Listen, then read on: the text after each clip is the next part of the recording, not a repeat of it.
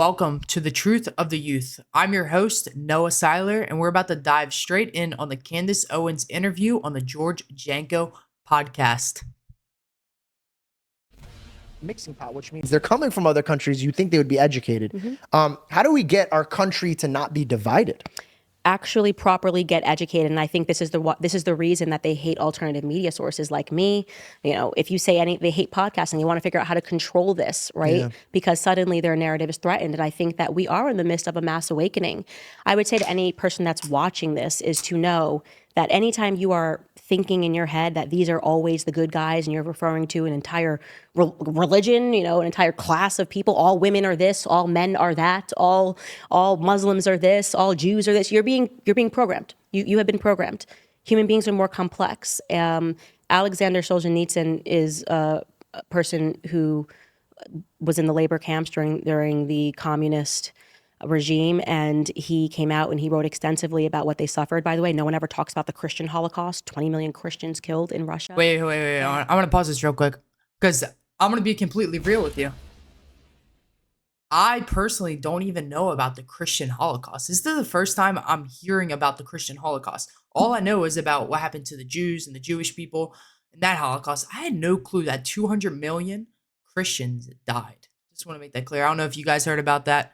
Put in the comments if you guys know about that, and put some details because I have no clue. And he was writing about it, and he says, everybody's capable, and I'm butchering this quote. We should find the direct quote because it's so powerful, that everybody is capable of good. Right here's the quote. He says the reason why it's not so easy to just go after evil and conquer it, or go after, good and put it up on a platform, is because at any moment good can become evil and evil can become good. And I have seen that in this industry. And so people who throw things at me like, why would you talk to Andrew Tate? And look at what he said, 20 years ago or 10 years ago, whatever, because I sense in him somebody that is capable of good. I see this transition happening, right? And I had nothing to do with this platform. Dude was the 8th most Googled person. He's obviously relevant, whether you like him or not. He is very relevant, and he's relevant because there is this spiritual emptiness inside of boys. They've been hit over their head over and over again and said, don't be a guy, don't be a guy, don't be a boy. Toxic masculinity. The toxic feminists have created this narrative that being a man is wrong. And in many ways, that being a woman is. So if we think about this, could this be the reason why people are changing their genders? Toxic masculinity? People can't take control of it? I don't know. I just want to make that clear because I thought that was very interesting. Wrong too. You should want to climb the corporate ladder. Why do you want to be home with kids? Neither thing is okay. And so when Andrew Tate, I understand it. When Andrew Tate got up and was like, no, you can be a man, F her, do this, blah, blah, blah, blah. These girls are all hoes. They responded, right? Right. Like, goodness, finally we can hear something else outside of this conditioning that we're hearing that men are awful and backwards the entire time. And so, yeah, you have to constantly reassess. You have to constantly reassess people that surround you. Are they still a good person? I know that you were a good person 2 years ago. I've seen people in politics that still have platforms that I'm like, I don't know if you're a good person anymore. I don't think you're a good person. Just because you were a good person 5 years ago doesn't mean you're a good person now, Has money corrupted you? Has your own wants corrupted you? Has power corrupted you? Everything corrupts. So constantly take measure of the people that you're listening to and ask yourself if you think they are good people. If you could restructure DC, because I know you don't like DC, if you could restructure, like for example, with Vivek, I said, I don't think lobbying should even be a 100th first thing I was going to say. Okay. To me, that's bribery at a whole different level. And all of our politicians have been bribed.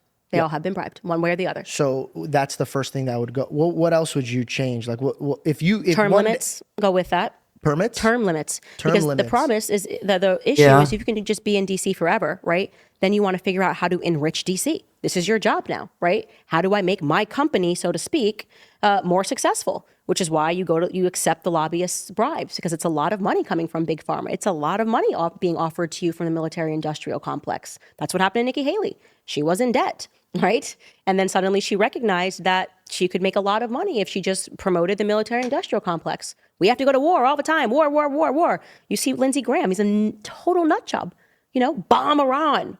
The heck is wrong with you? Why are you saying that?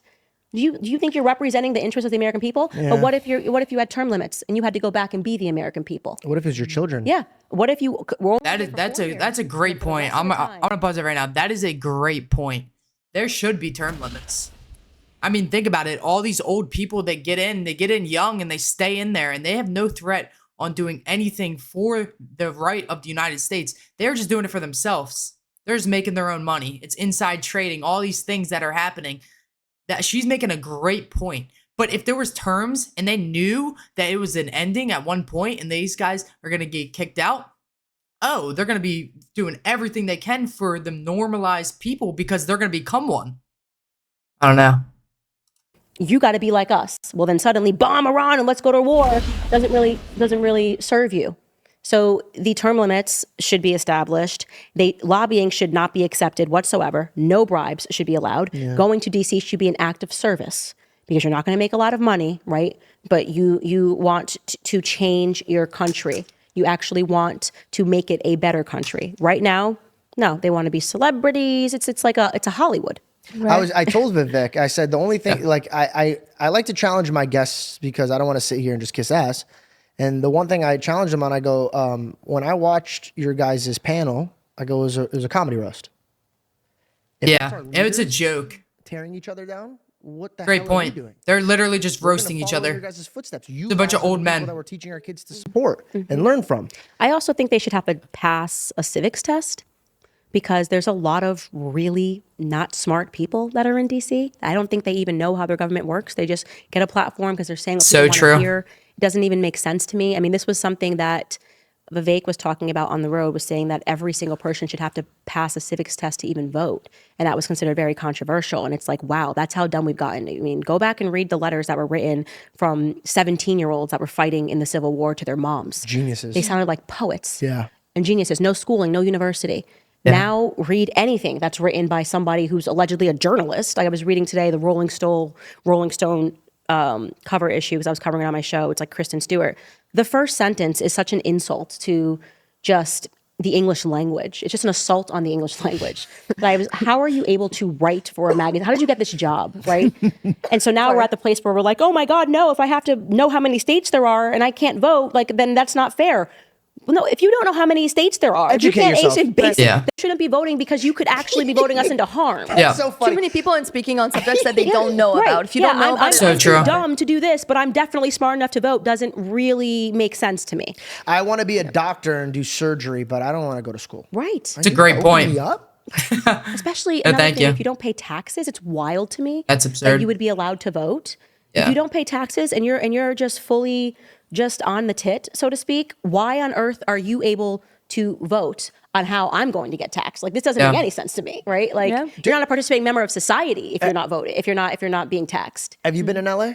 You've got no skin in the game. I've been to LA many, many times. Have you ever lived in LA? No, I would never live in LA. What are your thoughts on homelessness? Do you live in LA?